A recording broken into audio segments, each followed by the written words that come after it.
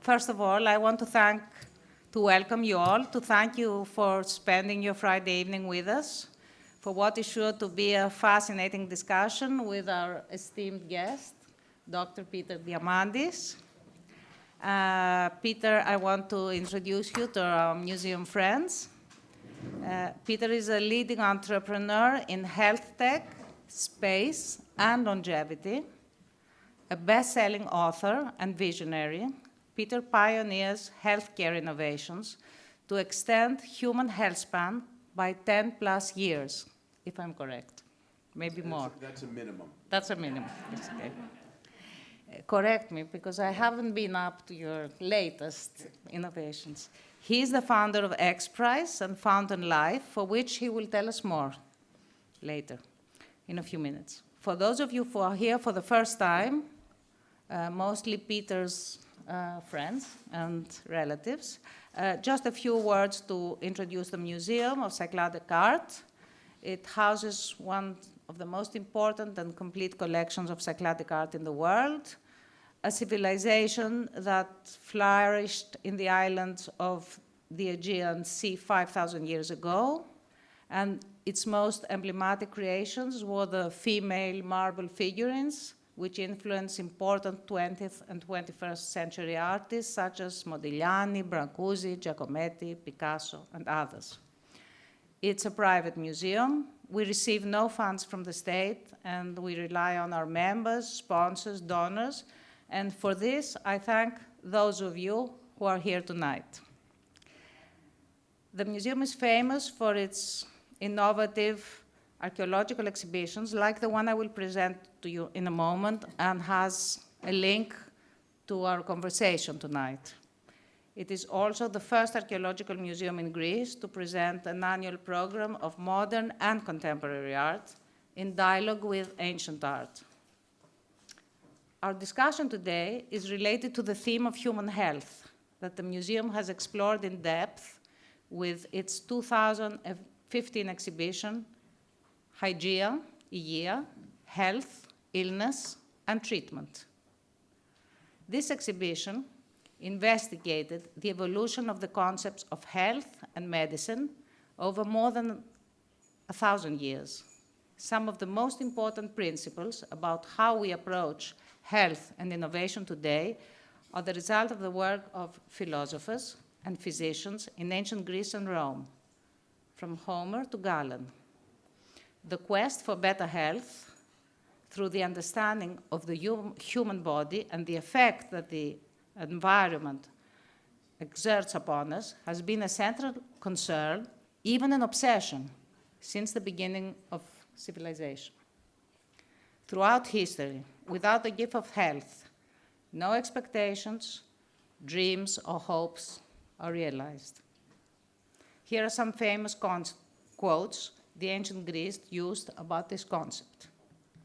Health is the greatest good a man can have. There is nothing better in life than good health. Let food be thy medicine, and medicine be thy food. Today, focus on a healthy lifestyle is a recent trend. But ancient references on healthy lifestyle emphasize how much the natural environment and general lifestyle influence our health.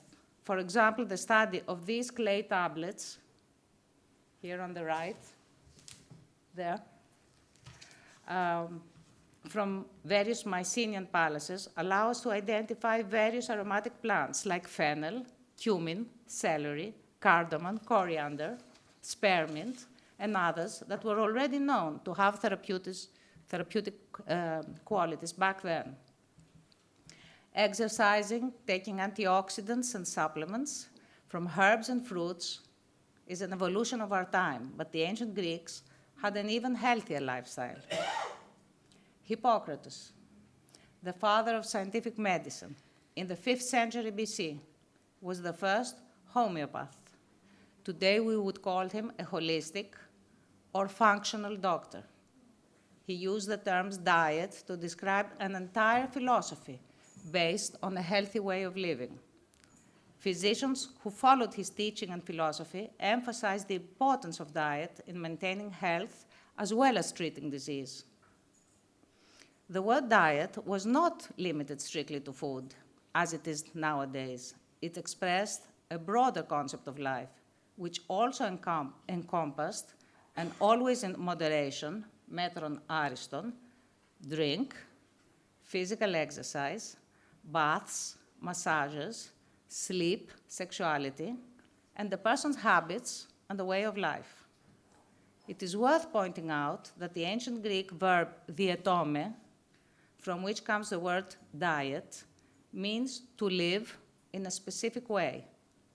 Current medical terms like prognosis, diagnosis, therapy, anesthesia, hypnosis are 2,500 years old, coming from the Hippocrates corpus. But health is not only corporal, it is mental as well. And ancient Greeks were the first to observe that the healing of the soul was as important as that of the body. Healing through art, in a sense, a modern concept so well adapted in the context of museums today.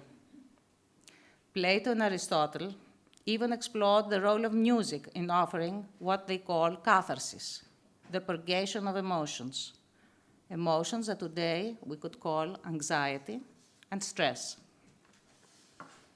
If we ask ourselves, what do we value as our most important asset? The answer is always health.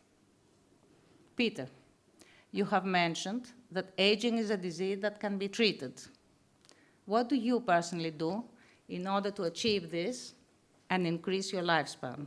Could you tell us about your daily routine, your nutrition, your relationship with protein, sugar, exercise, muscle mass, stress, and even sleep? Yes. Or is it too much? Are you guys ready for a 6-hour lecture? So I love that definition of diet because it isn't only what you let into your body, it's what you let into your mind, right? The very first thing I want to say is that the number one thing that all of us need to examine is our mindset. What do you believe is true? What do you believe is true about how long you'll live, your ability to impact your health and how long you live?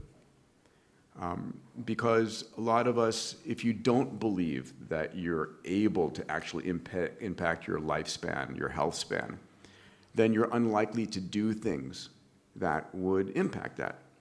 So this is going to be a little bit of a long answer, but I think it's important.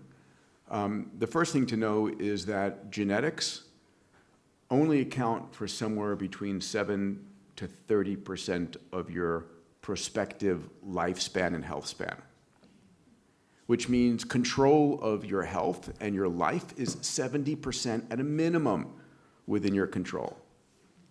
I mean, that's the very first thing to appreciate. And if that's true, then the question is, what can you do? And we'll talk about that, because fundamentally, you know, I have a dear friend and a mentor, a business partner, a fellow by the name of Ray Kurzweil, who's considered one of the smartest thinkers in the field of AI. And he said, we're going to talk about something called longevity escape velocity.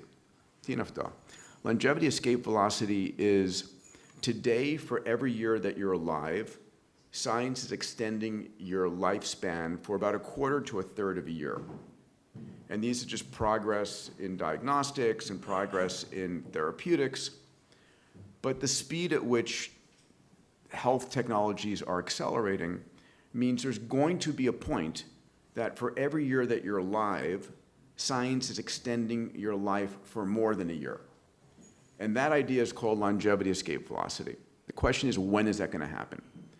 And, you know, from all of the science and technology that I've invested in, following the scientists I've spoken to, the belief is actually somewhat shocking Ray Kurzweil puts that we're going to reach longevity escape velocity for those who are fairly in good shape and fairly, I don't want to say affluent, but of reasonable means, within the next decade. Others like David Sinclair and George Church believe it's within the next 2 decades. It's not 50 years from now or even 30 years from now. So if you believe that there's going to be a point where the progress in science and tech is able to truly transform how long and healthy you can live, you don't want to die from something stupid before then. So let's talk about, so Ray Kurzweil also talked about these three bridges to longevity. The first bridge is what you can do today. The second bridge is the technologies that are in testing and development today that will be available before the end of this decade. And the third one is what's going to be coming in the 2030s. I just wrote a book. I'm going to give you guys a chance to download a digital summary or most of the content from that book called Longevity Playbook. And the fundamentals that would have been discussed in the time of our ancient Greek statues downstairs are the same. It is sleep, diet, exercise, and mindset. So let's talk about that. On the sleep side, there's no question that the human body evolved to need 8 hours of sleep, right? It is extraordinarily clear. When we're sleeping, we are not being productive, we're not being reproductive, we are defenseless. If evolution could have done away with less sleep, it would have. And the data is extremely clear. If you subject yourself to lack of sleep, like, by the way, most doctors do while in internship and residency, which is ridiculous, by the way. I mean, I was in medical school years ago, I would go on strike today if I had to do that. Your immune system degrades, your cognitive capacity degrades. It is, you are literally destroying your cognition and your immune system when you are chronically getting less sleep. There's no one who can get under 6 hours of sleep without consequences. 7 hours a minimum, 8 hours a target. So I'm in bed normally by 9:30 every night because my body wakes up at 5:30. That's just my standard routine. And routine, by the way, consistency is probably the #1 thing in sleep. We can talk about, if you want, the tricks and trades of how do you get sleep, you know, how do you do it, how do you maintain it. There's lots of different ways. And in the book, I talk about the best practices. The second thing is diet. And when I speak about diet, listen, the Mediterranean diet is amazing. Congratulations, you live here, you're lucky, enjoy. But there are a few key points. The #1 thing, and I say it very bluntly, sugar is a poison. Sugar is a poison. Thank you. The human body never evolved to eat as much sugar as it has. You know, the idea of sugarcane is a recent invention, and it was originally just a stock for livestock. And then we started incorporating it into everything. The current food companies are destroying our health.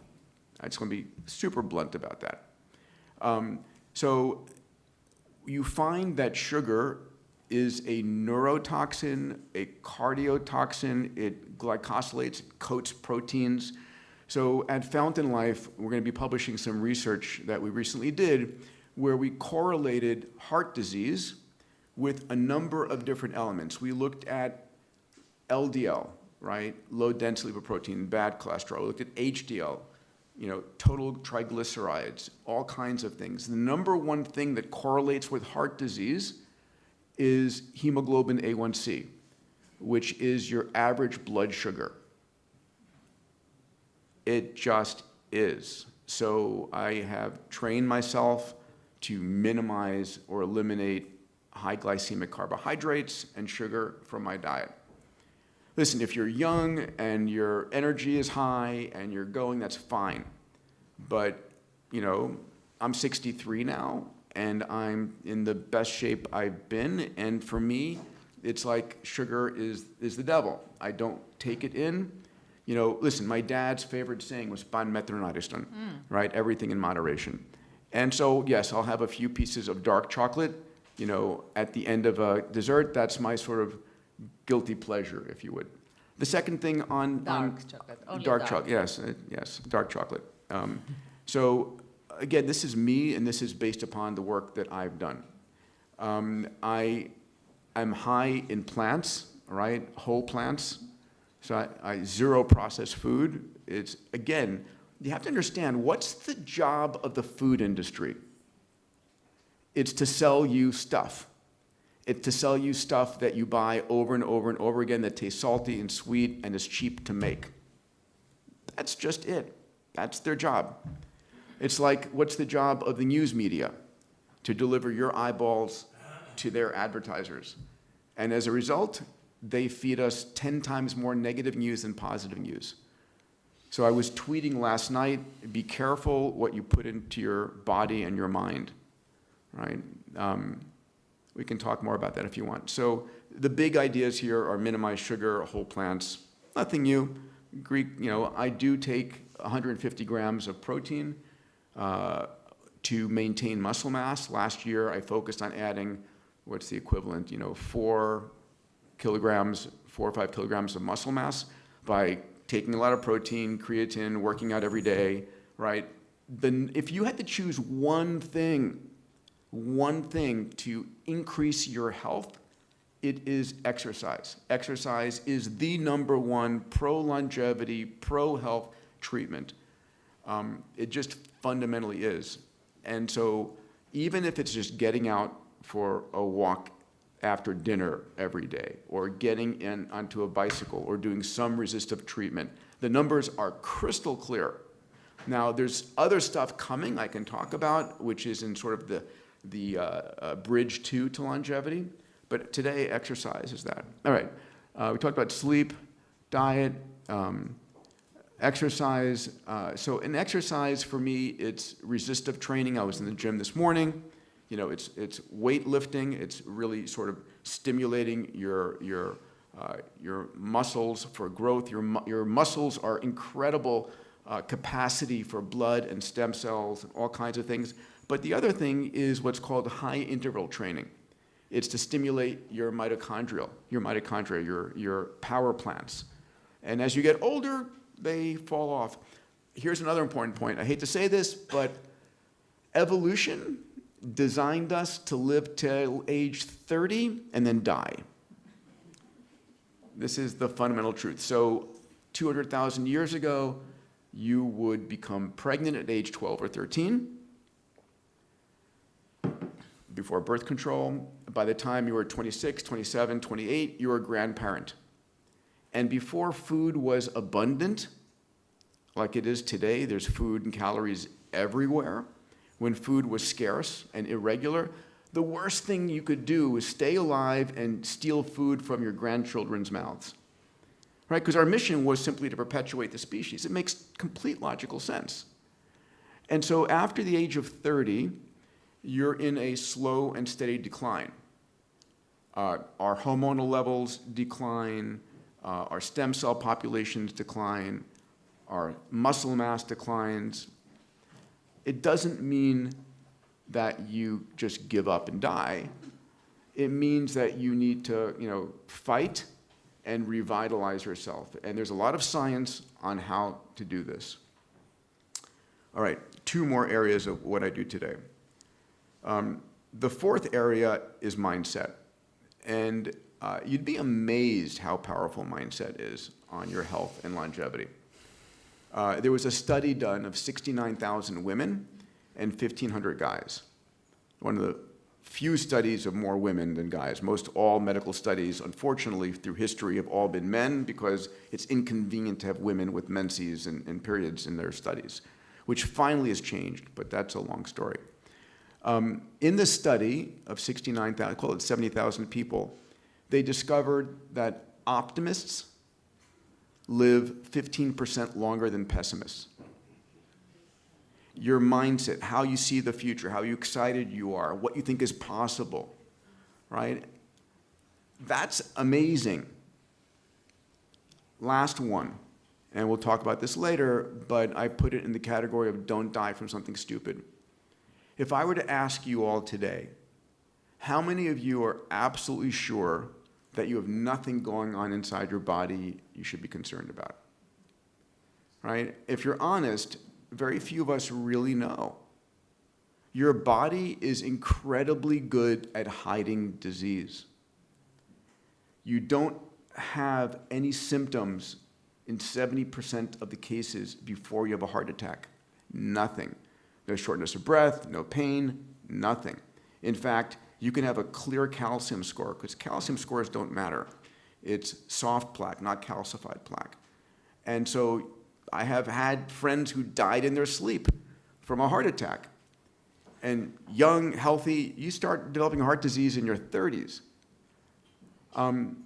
You don't feel a cancer until stage 3 or stage 4. You all know people who went into the hospital or went to the doctor's office with a pain, and then the doctor says, I'm sorry to tell you this, but you've got this or this or this problem. It didn't happen that morning, right? It's been going on for some time. But you don't know because you don't look. And people say, I don't want to know. Bullshit. You want to know because you can do something about it today. And so that not dying from something stupid, we can talk more about that in work I'm doing in Fountain. But those elements, right, taking back control of what you do, becoming the CEO of your own health, is critically important, because I agree with the opening comment. There is no greater wealth than your health. There's nothing more important. One of my favorite sayings is the man or woman who has their health has 1,000 dreams, right? The man or woman who does not has but one. And we've all been there. Long answer. Sorry. You started telling us about our genes, but there's some breakthrough there that we can influence our genes and reverse our aging. So, yeah, I mean, so every year I run something called a longevity platinum trip. So I have a community of 500 CEOs that I mentor on exponential technologies, computation, sensors, networks, AI, robotics, 3D printing, synthetic biology, AR, VR, blockchain. Anyway, 500 CEOs, and I work with them throughout the year to help them understand where the world is going so they can manage their businesses better. A subset of those are super interested in longevity. So I do a longevity platinum trip. Dr. Yanni Psalti is here, who works with me to set that up. And we examine 500 companies, and we choose 45 to 50. And we spend 5 days with those companies talking to them. And so there's some recent innovations in the last 5 years called epigenetic reprogramming. So what does that mean? When you're born, you have 3.2 billion letters from your mother and 3.2 billion letters from your dad. When you're 20, you've got the same programming. When 50, 80, 100, you have the same software. Why do you look different? Why don't you have a six-pack at 105 like you had maybe when you were 18? And it's not the genes you have. It's which genes are on and which genes are off, right? This is called your epigenetics, for above. And the work that was considered crazy 5-6 years ago is now the hottest area of research, being funded by Jeff Bezos and Yuri Milner and Sam Altman from OpenAI and Brian Armstrong from Coinbase, which is this idea of, can we reverse your epigenome? Can we turn back the clock of time so that the cells in your body are expressing the genes they expressed when you were younger, and the genes that are supposed to be off are now off? And the answer is yes, we can. And the belief is that there are going to be treatments, these epigenetic reprogramming treatments, that will enable us to revitalize our entire cellular makeup. We're a collection of 40 trillion human cells in our body, right? And so how do you set back the timing of those cells? Now, when people say, you know, okay, I don't believe you, you know, there's no way you can live that long. That's fine, but remember as well that humans were never intended to fly, right? Never intended to travel to the stars. We continuously go beyond the limitations that we've had. That's what we do. We discover, we fix, we improve. We screw up sometimes, but the most we move things forward. You know, what I take as a reference point is there are species on this planet like the bowhead whale, one of the largest mammals that lives 200 years. The Greenland shark can live 400, 500 years, have babies when they're 200 years old, right? So you have lots of grandkids. And if they can live that long, why can't we? It's either a hardware problem or a software problem. And we're going to be able to fix those problems. When? I think it's this next decade. Why? It's going to be mostly a lot to do with AI. Yeah. And because I've been listening for a long time now to your podcasts, you've also mentioned that not very soon, but soon, we might also be able to reset our brains. It will take time. Yeah. Well, so this year, Yanni, how many companies did we have in sort of brain age reversal? Solid 45 million. Yeah. About 40 to 50. Yeah.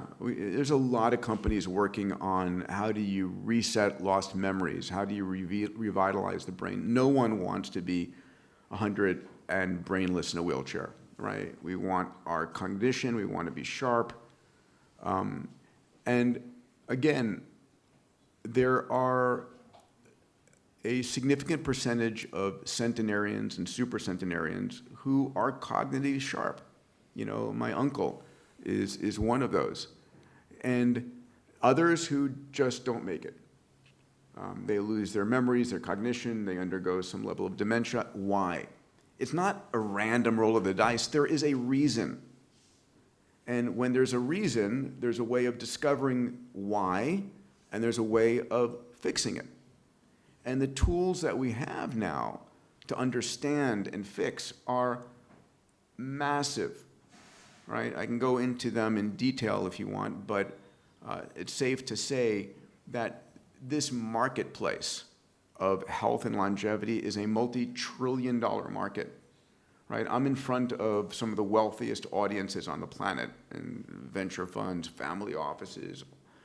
And, you know, when they're honest with me and I say, okay, how much of your wealth would you're 75, you're 80 years old, and there's a treatment that would give you 30 extra healthy years, how much would you pay for that? 50% of your net wealth? 75%? 90%? If they're honest, you know, it's going to be close to 90% instead of giving their money to their lawyers to give away or to their kids to ruin their lives, you know.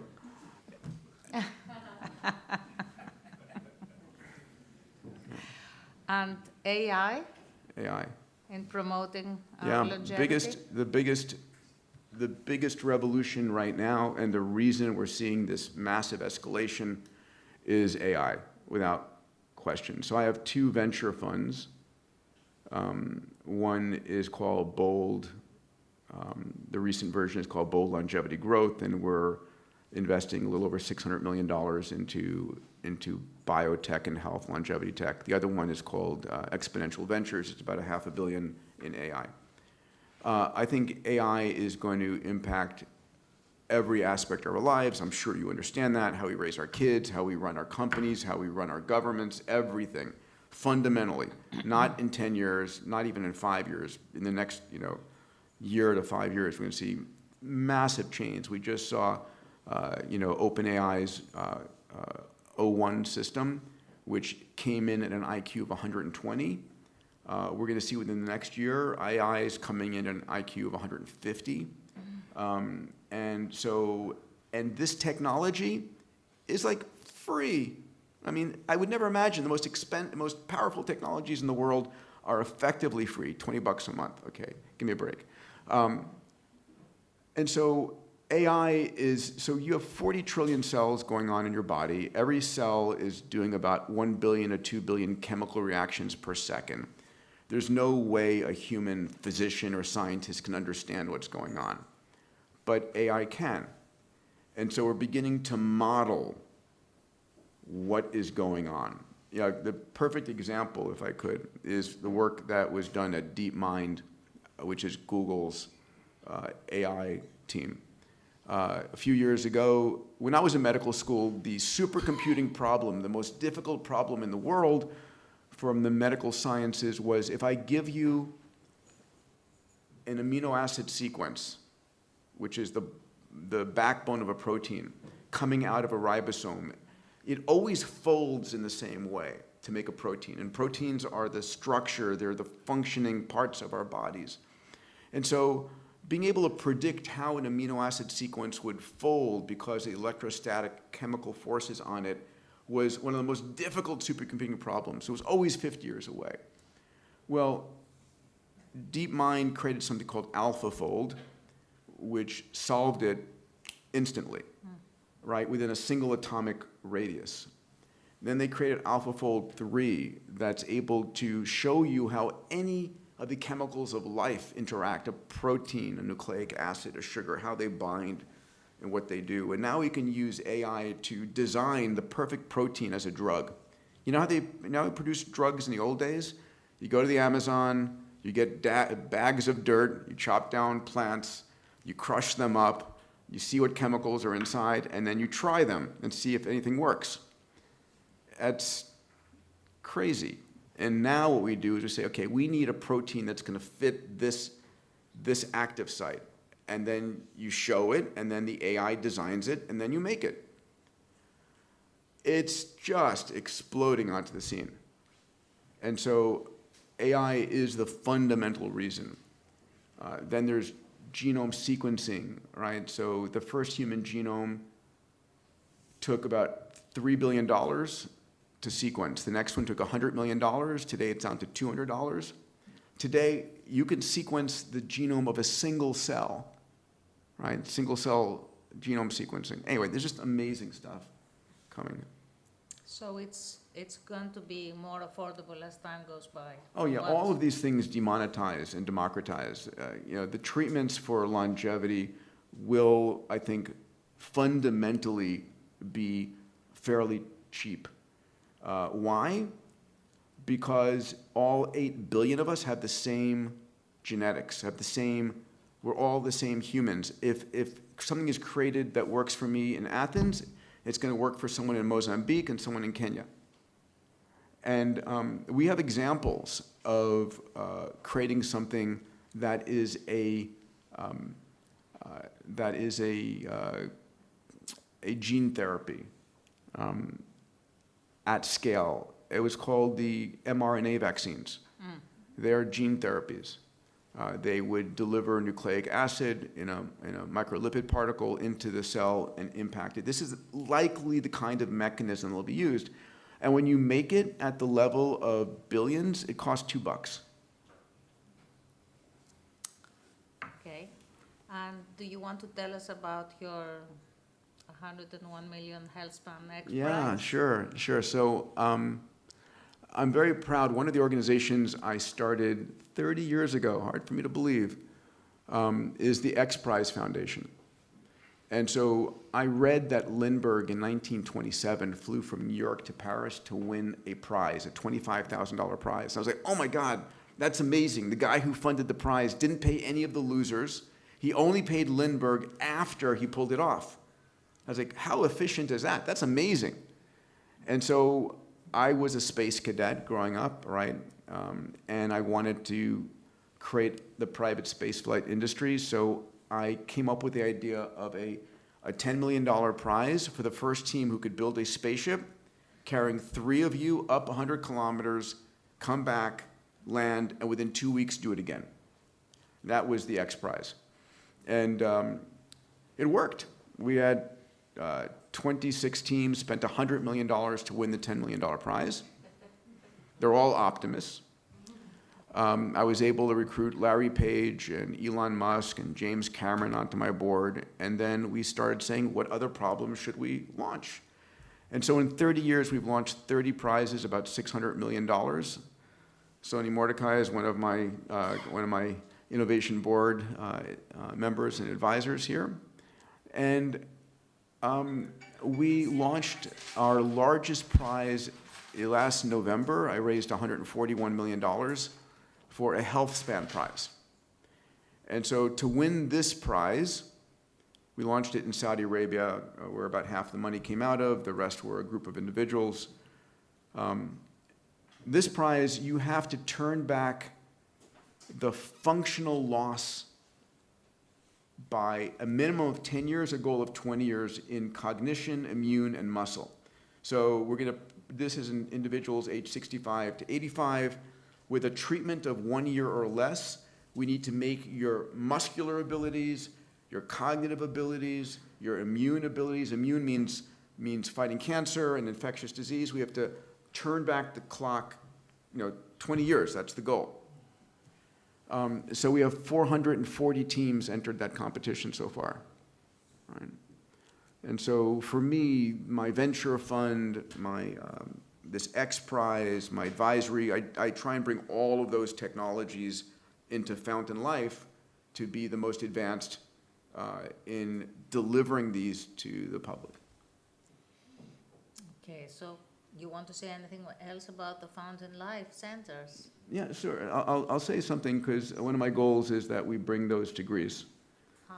That would be nice. So again, today, I think medical care for most, not everybody, but for most, is living 20 years in the past.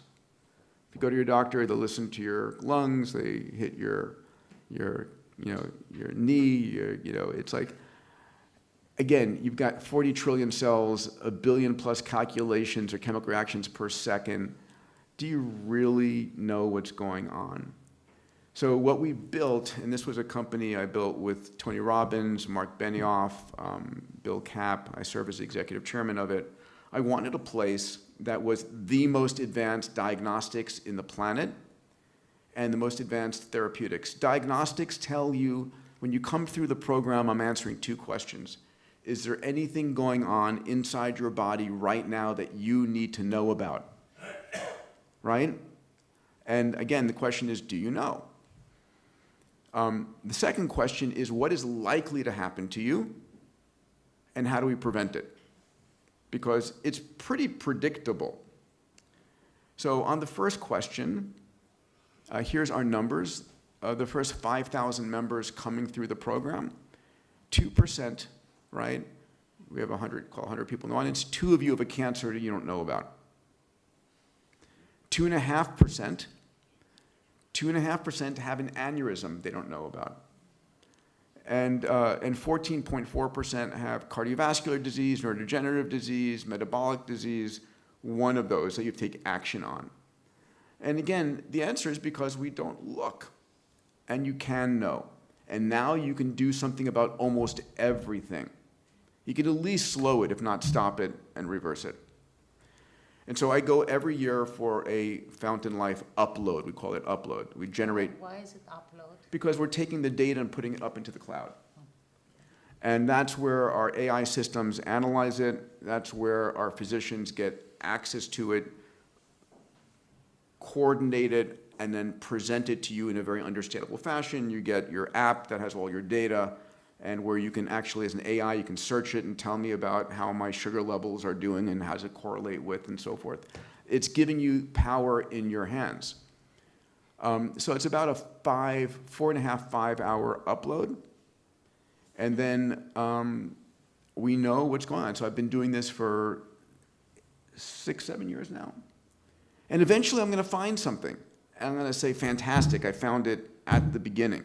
Right? When's the best time to find a forest fire? When it's a little, spark. When's the best time to find a cancer? It's, at inception. So we do that. We have 4 centers today in New York, Orlando, Naples, and Dallas, Texas. We're adding another 4 centers domestically. We just announced a major partnership with a guy named Sam Nazarian, who's a very famous hotelier, who SBE Hotels. He's created something with Tony Robbins called the Estates. They're building out 25 locations. These are 15 high-end resorts and 10 residential developments. And he's going to put a Fountain Life Center in every one of them. So the idea is if you live here or you vacation here, you have access to the world's best healthcare, right? Again, if you can afford these 6-star places, the first thing you should be spending your money on is your health. So that's Fountain Life. My goal is for us to get one or a number of centers based here in Greece. My sister, who's a physician, Marcel Diamandis Stamatiu, is a physician here in Greece, helping me and working with me in that regard. And again, this eventually will be commonplace. This eventually will be the state of the art, all right? We're going to move healthcare out of the doctor's office, out of the hospitals, onto your body, into your home. You know, I've got a continuous glucose monitor on my arm. I've got my Oura Ring, my Apple Watch. Eventually, all of my data is going to be flowing up to the cloud where my AI is monitoring me all the time. Can I ask a question? Yeah, I think we're almost at the question time. Yes, I think we are. We are at the question time. Is there different testing that you're doing in these centers, or not? Yeah, so that's a great question. I should mention, so it is the most exhaustive testing accessible. So it's a multimodal approach. What does it mean? Doing an MRI alone is not enough. Doing your genetics alone is not enough. So we do your full body MRI, your brain MRI, brain vasculature. We do a AI-enabled coronary CT, looking not for calcified plaque, but soft plaque, right? Soft plaque is what, if you have 0 calcium in your heart, soft plaque can evulse in the middle of the night and block the artery and give you a heart attack. We do a low-dose lung CT. We do a DEXA scan. We do your full 30x full genome. We do your microbiome. We do 150 blood biomarkers, metabolomics, retinal scan, skin. It's all of this data. And it's all of these buckets of data coordinated and looked at, not by any human, but by AI systems through the eyes of what's called functional medicine. You can ask Marcel about this, who just went through functional medicine training. I went to one of the best medical schools on the planet. I went to Harvard. It's great by reputation. Honestly, I think my sister got a better medical education than I did, but it's not teaching us what is root cause medicine.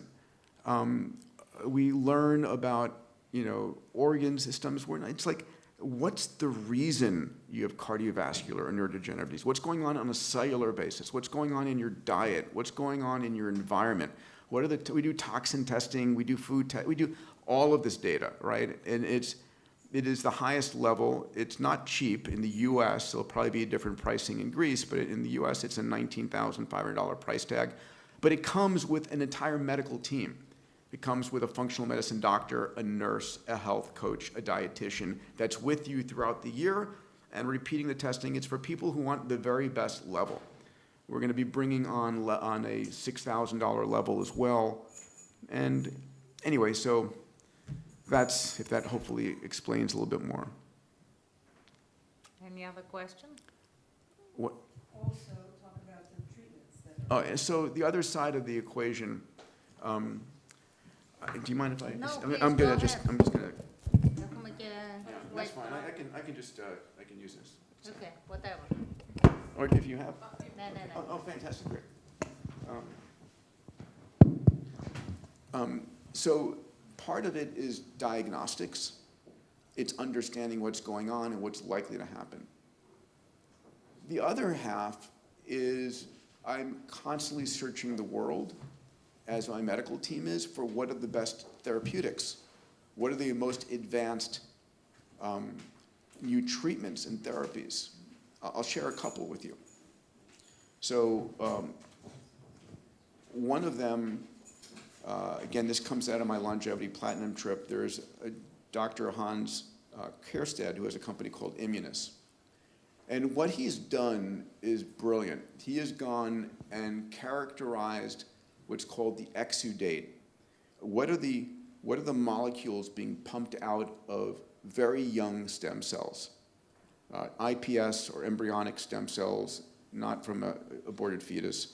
But what are these? He's identified 440 individual growth factors and exosomes, and he's created the mechanism to consistently manufacture this product.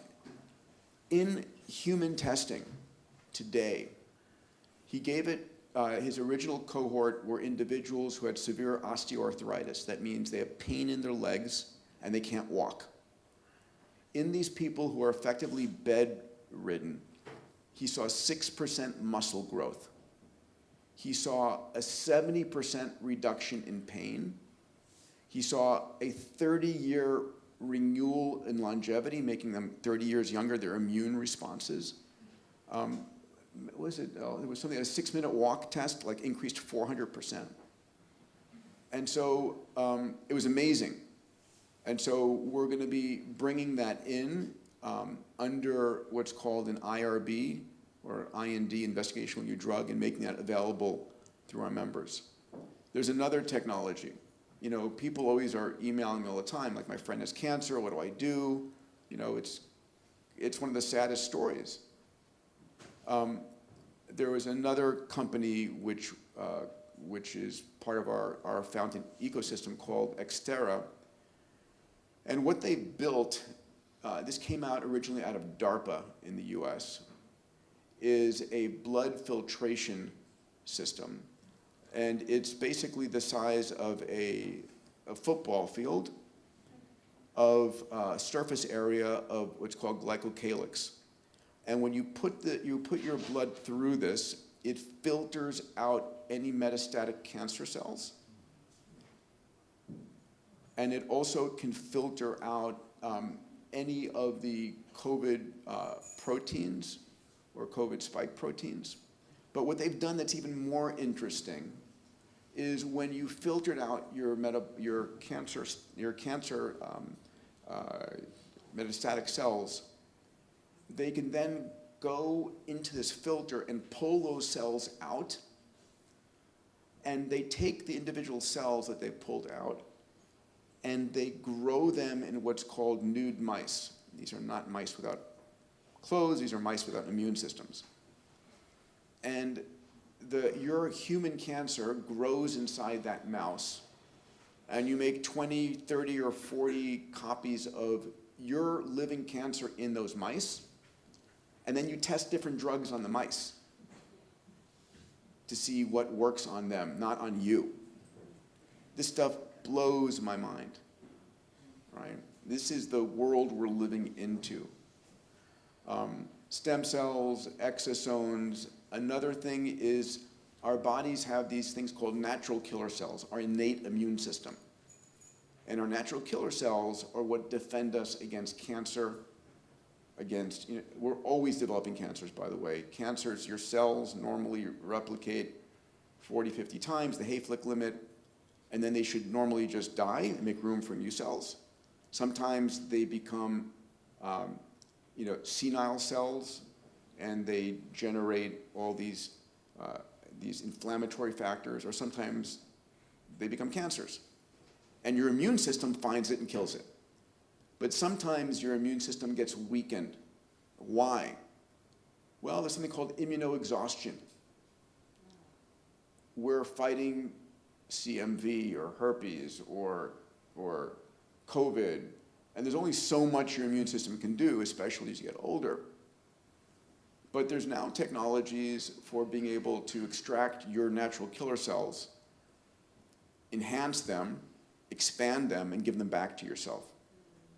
Or one of my other companies, Cellularity, is the largest collector of placentas on the planet.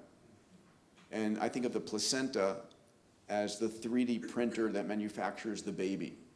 All of the original cell types are there. By the way, if anybody's pregnant, one of the things that you should do, you shouldn't just bank the cord blood of your child. You should bank the placenta, right? The cord blood is just the stem cells of your hemopoietic system, right? But the placenta has all the cell types. And it's like, say, it's, you know, for the old computer geeks, it's the original boot disk of your child. So both of my 13-year-old boys, I have their cells banked that way. But you can take the natural killer cells or stem cells from a placenta, which are not thymonized. In other words, they haven't learned to identify self, so you can actually give these to an individual to revitalize their stem cells and revitalize their natural killer cells. I'm giving very long answers, I'm sorry. Please. Yeah. I enjoyed the presentation. Thank you. And I loved it, actually. And incidentally, I'm quite familiar with NK cells, with the placenta, with how it protects the baby from the mother being attacked. And I believe a lot of the answers that we're looking for is going to be in exactly these areas that you are looking. If I may, I would like to point out a couple of things. That I'm a technocrat also, I'm a surgeon. Yes. You're a real doctor. Introduce yourself a little bit. I think this is one of the most famous transplants. Well, I wouldn't go that far, but I am a transplant surgeon, and I have transplanted practically every organ in the body below the diaphragm. Not practically, every single organ below the diaphragm, many times.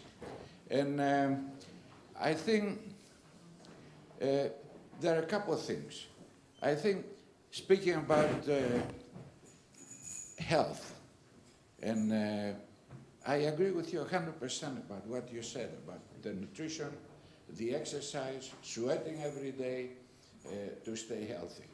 But there's some things that are beyond our control, and that is, say, for example, the job that I did demanded that I would be on duty and on my feet many times a week, every night, non-stop. So it's not just what you do at Harvard and in medical school. It's, if I'm your doctor, you are expecting me to do that. So There are responsibilities, for sure. so there are some limitations to what one can do. And I think, and also there's a competition where you have to exceed the expectation, do more than other people do. But then I think the most challenging problems, some of the most challenging problems today that I'd like to hear your input is, I think a major problem in medicine today is dehumanized. I mean, yeah, you do a blood test, you do 100,000 different, and then 100,000 results. But who's your doctor at the end? So I think that's a very important problem of today's medicine that has to be addressed. And then the second, and I think very challenging part of all this search for improvement is how do you improve the brain? How do you improve the memory? How do you clean up the brain from all the useless information that is there? Great question. Thank you. Yeah, thank you. And by the way, do you want to put up the slide as background in case? And I'll explain that in a second. So on the first, I agree. Listen, the relationship with your physician is fundamental.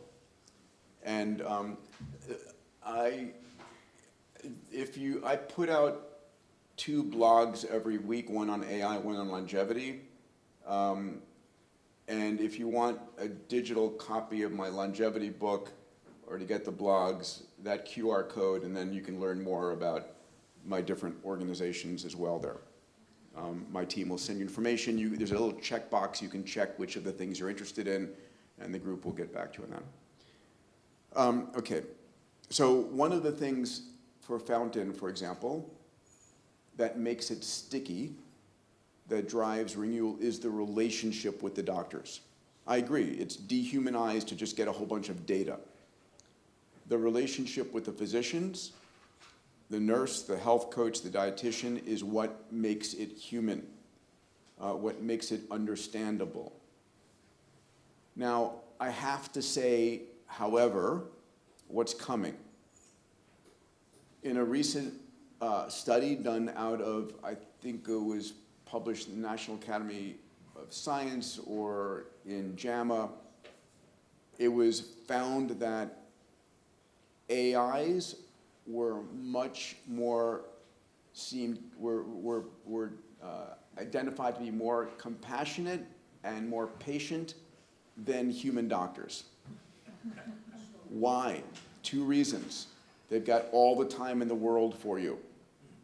You can ask any question, and they're not going to judge you, right? And we see this as well in psychiatry, so AI is going to play an interesting role. There's going to be a mix between humans and tech. The second question about how do we improve the brain and so forth, there's another field which is amazing. And this is the field of brain-computer interface. So today, if I want to do something complicated on my phone, I talk to it, I ask it a question, I put in some data. The intelligence is not on my phone to answer it. My phone gathers the data, and it sends it to the edge of the 5G cloud. There, the data is processed, the answers are gotten, and something comes back to my phone. In the same way, we have 100 billion neurons, 100 trillion synaptic connections that make us human. It's everything. And our brains cannot grow larger, or we would not be able to fit through the birth canal, just as the way it is. In fact, we folded the outer cortex, the neocortex of the brain, to increase surface area over the last 2 million years. And so how do we increase our intelligence? Well, the first thing is we're doing it with this. I mean, does anybody here not have their cell phone? Curious, anybody? Right? It's probably been 20,000 people that I've asked since they had, and even that person had left their cell phone in an Uber. This has become an extension of our brain. And so there is a lot of work going on now. You know what Elon's doing in Neuralink, but there are a multitude of other companies doing this. We just had Elon's co-founder, Max Hodak, spoke at my Longevity Platinum trip. He briefed the group in confidence. I can't say what he's doing, but let's just say it's far beyond what Neuralink is doing. So Ray Kurzweil predicted, and he's got an 86% accuracy rate in his predictions, that by the early to mid-2030s, call it 2033, we're going to have high bandwidth brain-computer interface. I can think and Google. I can wonder about a question and know the answer. Right? So what's life going to be like that? Well, it's going to be normal for life then. It's kind of crazy now, right? I was on FaceTime with my mom in Boca with my cousins who were visiting me earlier, and it's free. I mean, it's crazy. High, beautiful, color. We take it for granted now. Think nothing of it. Two-way video conferencing all the time, everywhere. It's normal. These breakthroughs that are crazy become normal very quickly. So BCI is going to expand our cognitive abilities, our memories. Having said that, there's lots of interesting therapeutics. For one of my companies, Vaccinity, is on the cover of Nature Medicine this month, with a treatment, the first treatment that's known to, be careful what I'm saying here, attack the root cause of Parkinson's and is treated or reversed symptoms of Parkinson's, right? We're about to do a phase 3 trial. This is an active immunotherapy. About to do a phase 3 trial in China on Alzheimer's, and then a prevention trial after that. So again, it's not coincidence that all these things are happening at a faster and faster pace. It's the convergence of all these technologies. And again, I think it's the biggest business on the planet. Other questions? The two ladies here, and they'll go to the back, yes. How does stressful situations affect our immune system? Yeah, stress sucks. That's my biggest problem. My sister and my mom keep on telling me about this. I have to move to Greece to have a more relaxing lifestyle. So listen, stress destroys your immune system. It's cortisol levels. All of these things are real issues. I do my best. Take a second, all of us together. One deep breath in. It's amazing what that little action will do, right? I have to just teach myself. When I'm stressed, take a deep breath, just breathe. It just, activates your parasympathetic system. I mean, it's a gift, and it's so easy for us to all activate, but we forget, right? One of the things I wrote about in my book is vitamin O. What's vitamin O? It's oxygen, right? So you sit down at lunch or dinner before you gobble down your food like I do. What Baba used to say? Yeah, right. It's drink a glass of water, a few deep breaths. This is why we say a prayer, we say gratitude, just to relax the body so that your body is not in a fight or flight situation. The worst thing you can do, I no longer do this, but watch the evening news while eating dinner.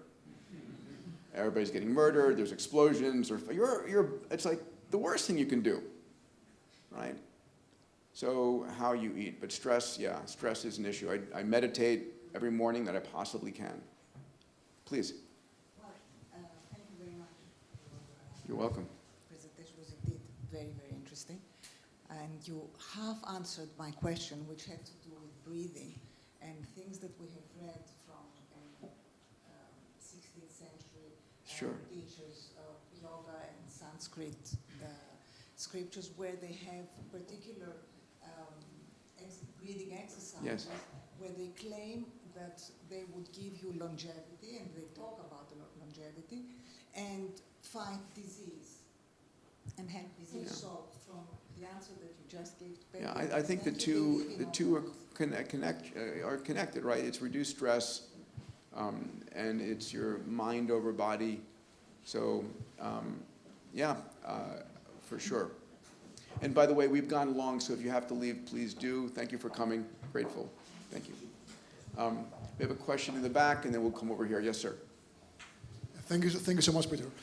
It seems that cancer cells have found the answer for longevity. They rarely die.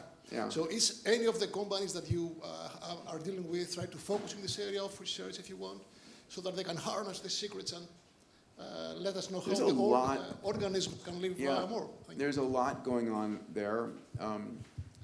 So part of the interesting work that was done by a Dr. Yamanaka that won the Nobel Prize, 12 years ago, something like that, out of Japan, where he discovered 4 transcription factors. Transcription factors are factors that affect which genes are on and off. That if you give these 4 genes into a cell, it takes it from a differentiated cell, means it takes it from a skin cell, a liver cell, a kidney cell, a neuron, and it takes it all the way back to what's called an induced pluripotent stem cell. This is a cell that can grow and become anything else. And so the work of George Church and David Sinclair has shown us how to use 3 of those 4 factors to go back to a more youthful state. Now here's an interesting thing.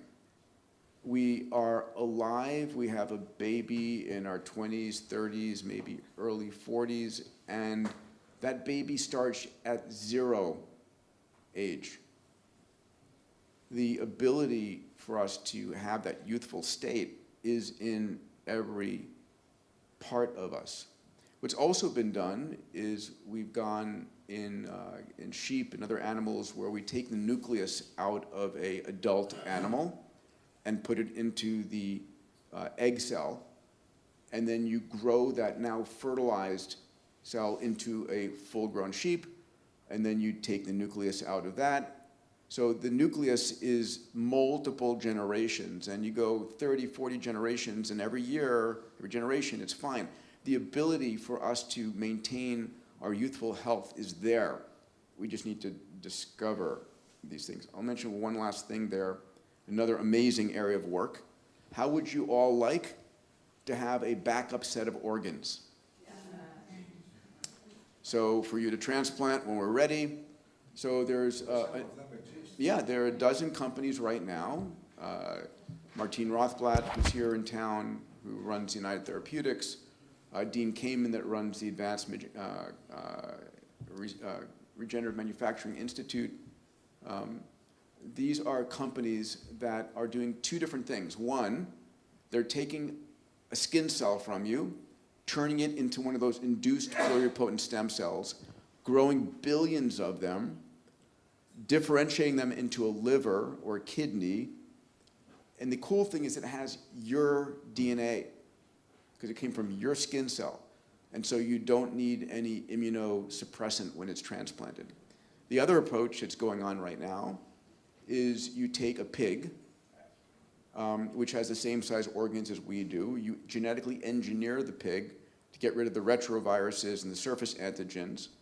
And today, I just spoke to Martine this morning. She's been transplanting these humanized organs into baboons that have been living for over a year, and they're going into human trials next year. So you get, when you grow these pigs, you get an infinite supply of organs and bacon at the same time. Yes, kidneys, heart, liver, lung. We have a young lady in the back over there in the red, and then we'll come here. Yeah, just trying to keep track of the order. Thanks for this insightful presentation. Just a comment, and I would like your opinion about Please. that. It's great, let's have like 10, 20 years of more of a health span. Do you want 50? Why not? But the question is, if we do that, coupled with a non-democratization way, that people are going to have access to these 20 or 50 years, and with no spirituality, you talked about mindset, but you didn't go into that, without the question, what is the purpose of having these 50 years? Yeah. And, you know, we talk about longevity, but there's not simultaneously talk about what do we do and how do we, you know, people especially that will have access to these tools give back to society. Yeah, amazing, amazing question. Thank you for that. So yesterday night, so I do a workshop every year on longevity with my abundance community, and I did it. Oh no, we're in Boston. Yes, I was late for my flight. Yeah. Okay. Anyway, and so I do a couple of things. I ask everybody, how long do you think you're going to live? Where did you get that number? Honestly, where did you get it? If you think about right now in your mind, how old do you think you're going to live? Where did you get that number from? You got it somewhere. Was it like how old your Yapapu lived? Was it your parents? Was it what society told you? Where did you get that number? You have to wonder. And if that's what you're shooting for, that might be what you get. So my goal here is to change your longevity mindset, to give you hope and to make you aware so that you're willing to take better care of yourself, go to sleep earlier, don't eat that chocolate cake, right? Don't drink that extra vodka, whatever it might be. The second thing I do when I'm walking through this is I say it's 2030, and the Health Span X Prize has just awarded $100 million, $101 million for a therapeutic that adds 20 years to your life. What are you going to do with those 20 years? Why do you want those 20 years? What's your purpose on those 20 years? And most people can answer that. Then I say, okay, you've got 50 extra years. And then it becomes challenging. What are you going to do with 50 extra years? Right? I know what I want to do. They're kind of crazy, but it's what wakes me up, right? I want to see my great-great-grandkids first, my 13-year-old boys. I want to go start a city on the moon. I want to go mine the asteroids. I want to upload my brain and consciousness to the cloud, right? These are all things I think are well doable within that time frame. So I'm excited. You know, you have to, here's a saying a friend of mine says, your future has to be bigger than your past. I love that. Yeah, but you have to look Okay, you had a question. Yeah, I mean, as a follow-up of this question, you have to do what's happening in your surroundings. What if you're 50 years ahead and the rest of you around the world? Yeah. Change your surroundings, get into a different So, Change everybody. I mean, everybody has to have access in all these technologies and make a new society and globally. And there are 7 billion of these devices, right? I just came back. I was in India twice, once in July and once a few weeks ago. And it's the most populous, country in the world for 1.41 billion people. The most youthful, English-speaking, and just deeply empowered in AI. In the same way that Israel has built a massive defense industry to survive, right? India is going to build a massive health and education AI industry for its populace. And so we're going to see these things available. Now, you can make it available. Whether people choose to use it or not is a different thing.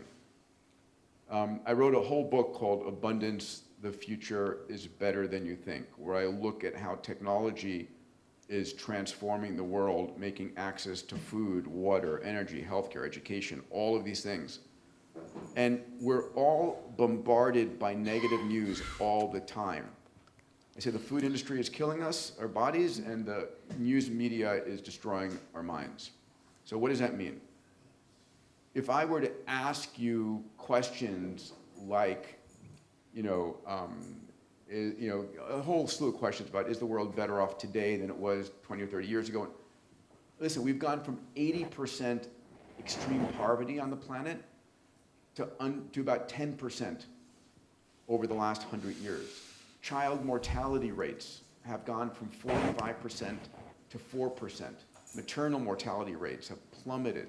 Access to communications, energy, food, water, malnutrition has plummeted.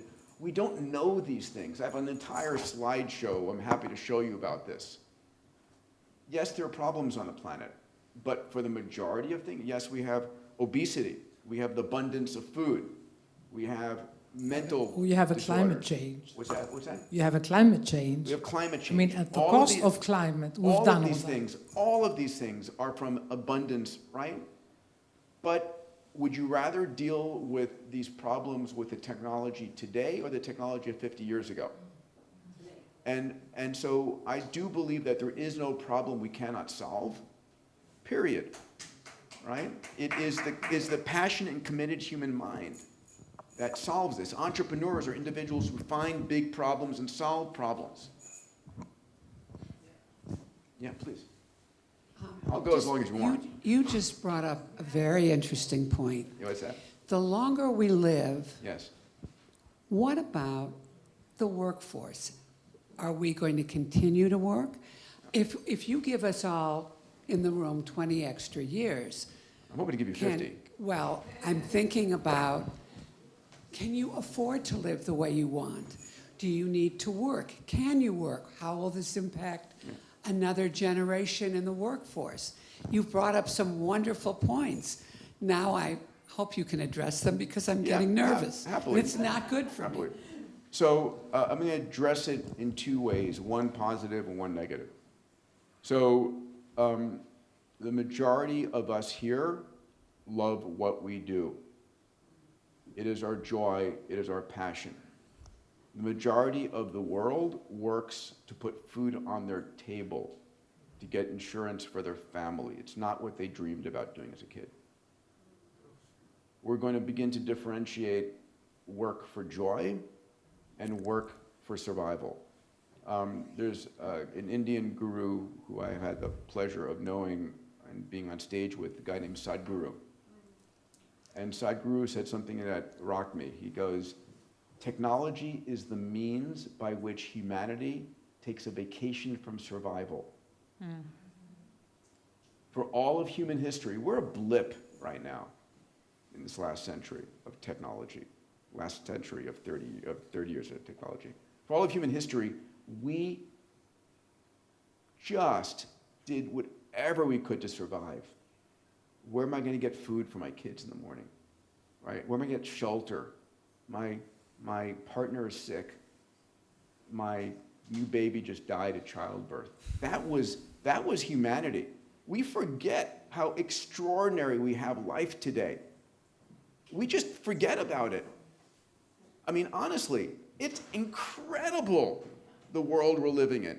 It is insane that we should be complaining. We should have gratitude across the board for the access to incredible food and knowledge and everything.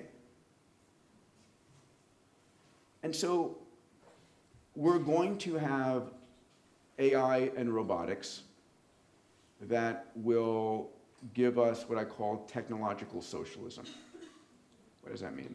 Socialism is where the government does the stuff for you, right? Not a good idea. Technological socialism is where your AI and your robots do everything for you. So I'm an investor in a few companies. Figure is one of the top human robotic companies. Obviously Tesla is as well with Optimus. These humanoid robots that are in production right now the predicted cost is $20,000. This is a $20,000 robot that is able to do anything and everything a human is able to do and is enabled with the latest version of AI. It's in your kitchen, it's in your lawn, it's taking care of your parents, your kids, whatever you want.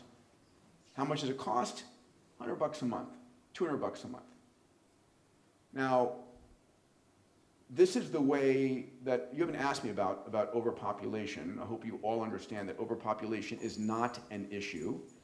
Underpopulation is the biggest issue we're facing as a species. China, South Korea, Japan, most of Europe, I heard today even Greece, population rates are decreasing significantly.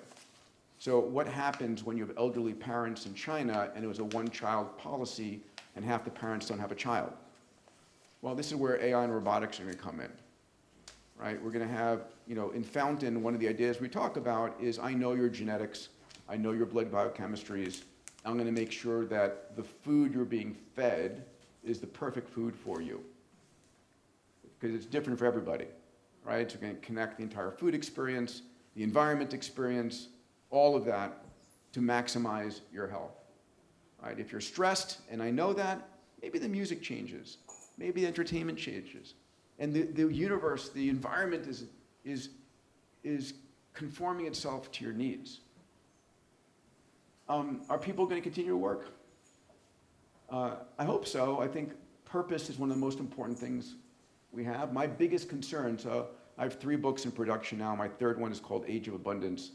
And one of the challenges I talk about is in this world of massive abundance, will we live a challenging life? We need challenge as humans. So this is one of the issues. Sir, and then we'll take last couple of questions and we'll... Thank you very much. Very interesting presentation. One aspect that you didn't touch is ethics. Science have taken some wrong turns in the past, intentionally or unintentionally. How do you monitor and foresee that what's happening is really within what we call ethics?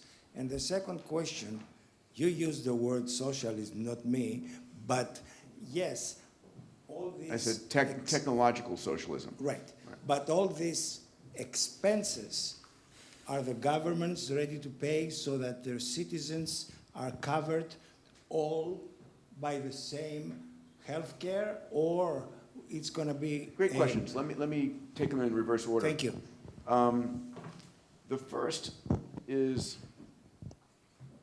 these expenses, the AI and robotics, the gene therapies, all of these things will be the biggest financial savings that a nation has ever had. What do I mean by that? Today, the cost of dealing with people at end-of-life crisis is massively expensive. We spend so much money in the last year of your life, which is ridiculous versus spending it earlier. There was a study done out of Oxford, London School of Business, and Harvard that said if we're able to extend the healthy, productive year of humanity by 1 year, it's worth $38 trillion to the global economy in additional productivity and reduced cost savings. So doing this is a massive economic boom. Imagine if at age 100 you had the cognition, the aesthetics, the energy you had when you were 40. Now you have an amazing network, you've got wisdom, you want to, maybe you want to slow down a little bit to see the world, go to moon, go to Mars, whatever it might be, fine, but you're going to still be productive because that's, we have that desire and that will. Ethics. Whose ethics? Let me remind you that the idea of a test tube baby was immoral and illegal 50 years ago, of being able to have artificial insemination, and give me the word, I'm sorry, I'm blanking. In vitro fertilization, IVF, right? Whose ethics? Their ethics? And now you have tens of millions of parents who have young children that they love and adore because that's allowed. Mm-hmm. Whose ethics? Women's didn't have anywhere near the rights or the medical coverage or anything that was once had. Whose ethics? One of the questions is, I'll just mention this and close on this idea, is wisdom, right? Wisdom. If I were to ask you what you define as wisdom, what's wisdom in Greek? Sophia, thank you. It's a good soundtrack for this one. If you ask where do you get...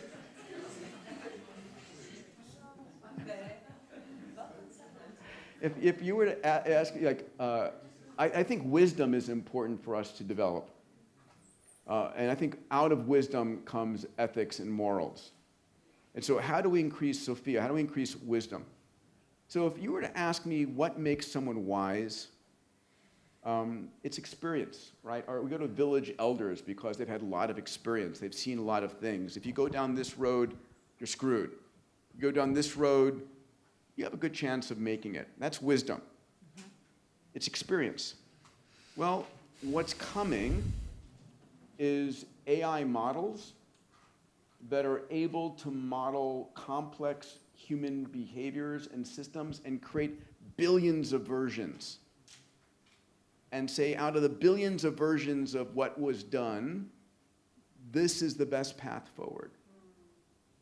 We're going to see a level of wisdom coming out of AI we've never seen before. Okay, that was the best. Would you like us to go and have some healthy bites downstairs?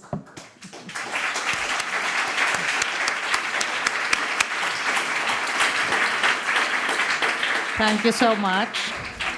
Thank you, Peter. We became wiser tonight.